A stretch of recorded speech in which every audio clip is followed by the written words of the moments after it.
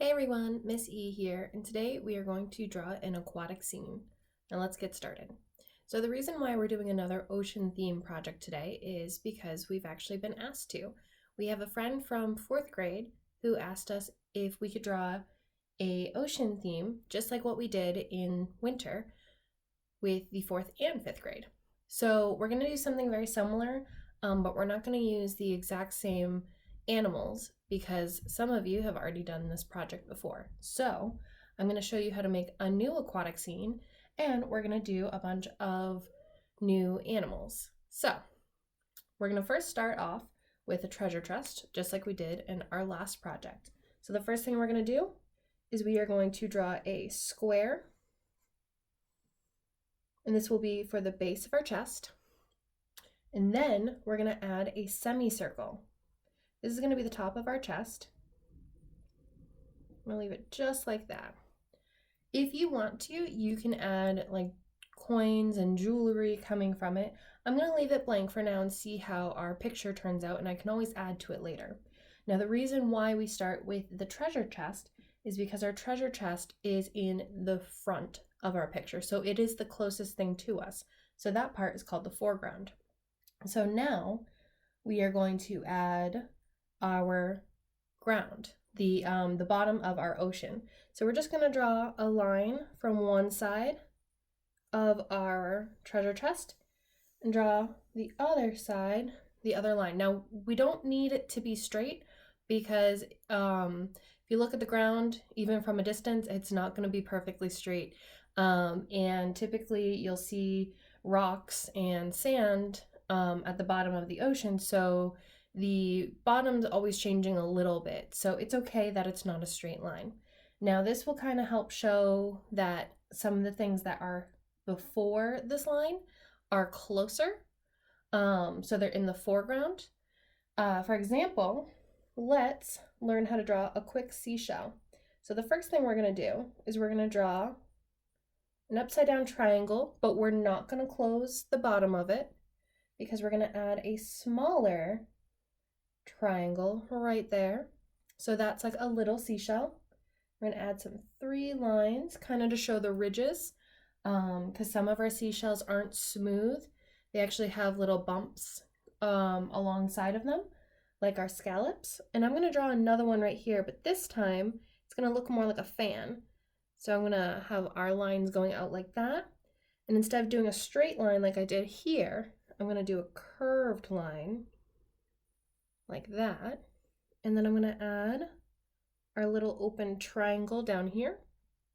And once again, I'm going to add some more lines right there. So those are 2 different ways to make shells. You can have like a curved top or you can have a flat top. But it's kind of like having 2 triangles where the top part isn't fully closed yet and you just attach them there. So the next thing we're going to do is we're going to do a star for our starfish. Now you could draw like 5 V's that connect to each other. That's one way to do it.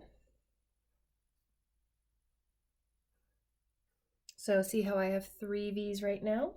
Now here's my 4th V right there. And here's my 5th V. And it's okay if they're not perfect. If you look at different types of starfish, they have, they're not always exactly the same, especially if you have some starfish, they might lose a limb, and when they grow it back, the new limb is actually smaller. So, but check out starfish. They have some really cool designs on them. Like some of them have bumps on the top of them, others not so much. So now that we've drawn what's in our foreground, we can add little details as we go. For example, maybe you want to show that there's some pebbles, which are just little circles on your ground. You don't need to add pebbles everywhere just because it'll make your picture very busy and it'll take a lot of time. So what we're going to do now is we're going to add some seaweed. To add seaweed, we're going to add a curvy line, and then we're going to add another curvy line, and as it gets closer to the top, it connects. Now there's different types of seaweed, and so we're just only drawing one type right now. So you can always go online and you can look up different types of seaweed, and looking at it, try to draw from your observations what they look like. So I drew 2 pieces of seaweed right here.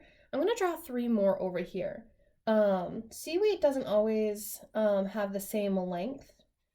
May that be because of how it grows, or maybe other animals are eating it.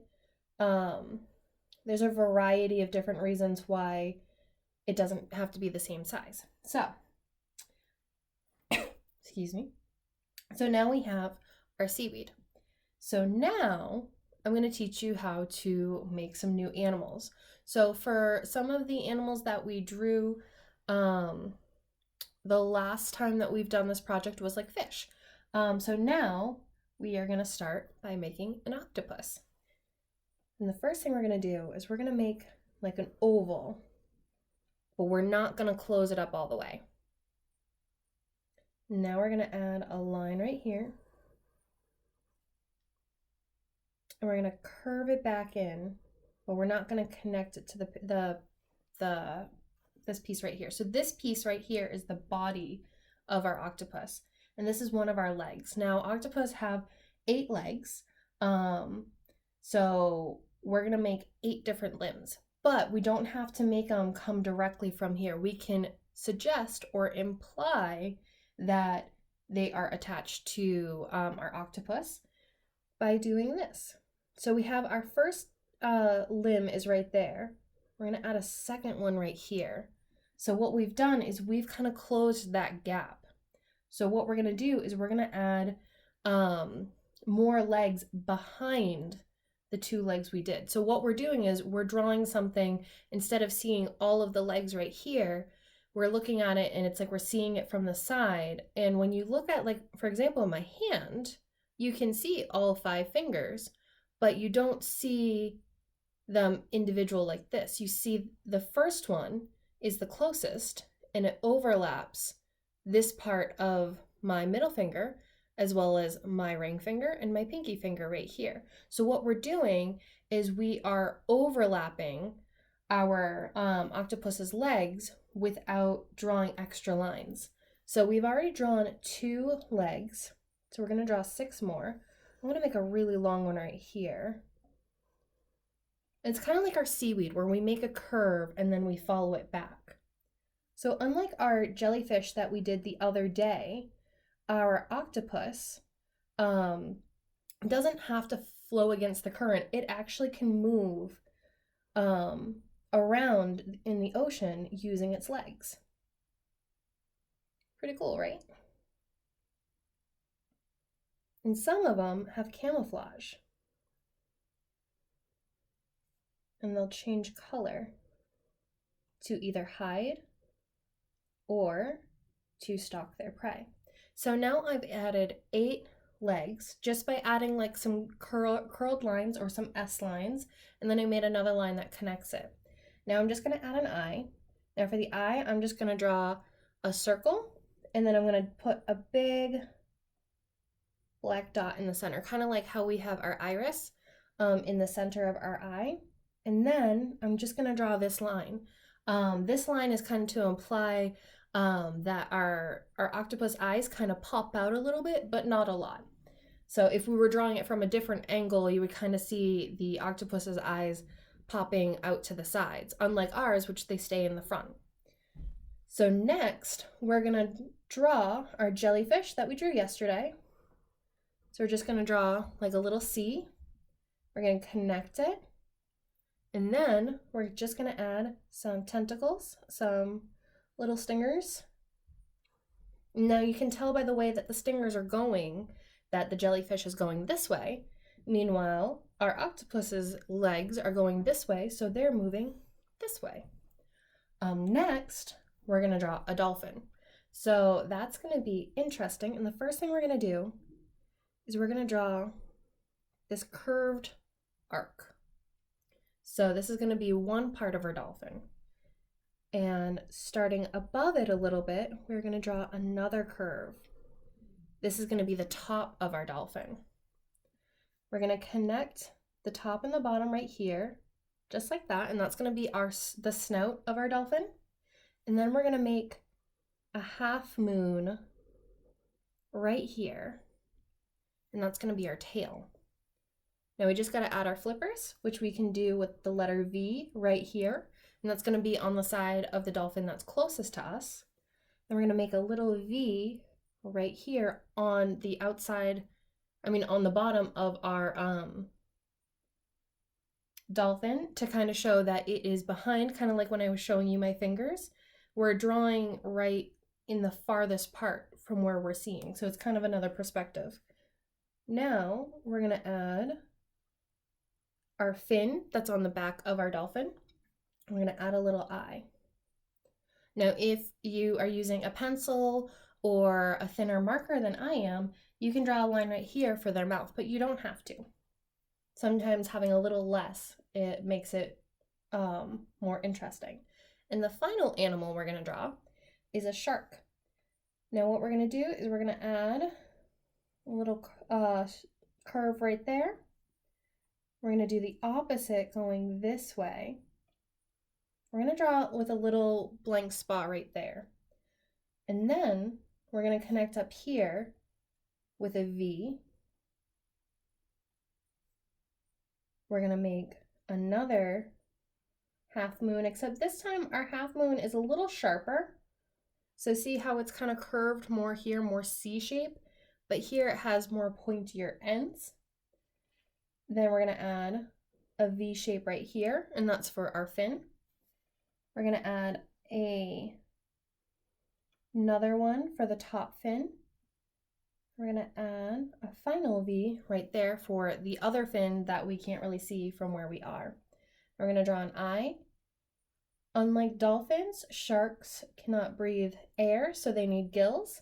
And if you want, you can add little teeth, which are little tiny V's. So that's all of our aquatic animals. So now what we're gonna do is we are going to draw the top of the ocean and add a couple things at the top. The first thing we're gonna do is we're gonna add our waves. Now you'll just need to use a wavy line.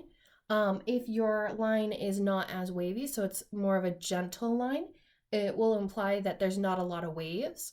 But if the waves are higher, it's gonna imply that there's bigger waves, that there's more of a stronger current in the area that you're drawing. Next, we're gonna add a half circle and a straight line, and that's gonna be the top of our sailboat.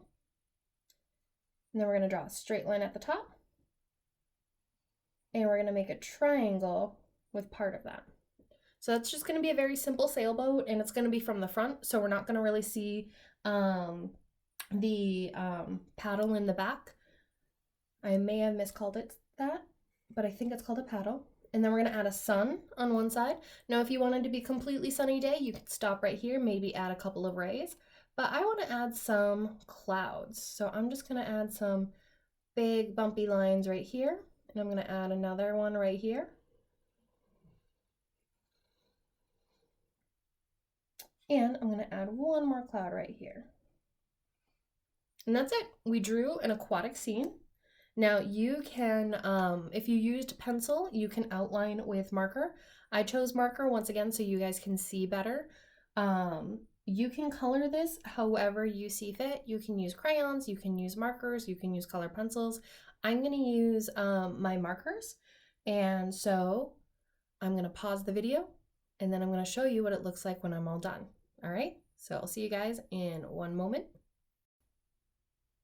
And we're back. So Ms.E used her special markers because she has a wide variety of colors, and she filled in all parts of her paper. So see how by using two different blues, you still fill in the page, but at the same time, it doesn't, you don't lose that sense of where the ocean ends and the sky begins. So that's one of the reasons why in class I'll tell you to fill up your entire page, because you'll see that even if you use multiple colors, your picture really is vibrant and it pops more. So before we end this video, I just want to say that you can add more to your own picture. For example, instead of choosing to draw octopus, sharks, dolphins, jellyfish, you can draw fish. You can learn how to draw mermaids. You can add more things up here. Maybe you're going to have a diver that's going to see what's in this treasure chest. You can add treasure. I forgot to add treasure completely. Maybe instead of it being a partly cloudy day, maybe it's a rainy day or there's rainbows.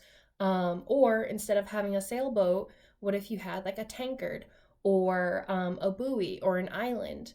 There's so much that you can add to this picture. And like I said, you can use anything to color it with. I used markers, but you can use crayons, color pencils, paint, anything.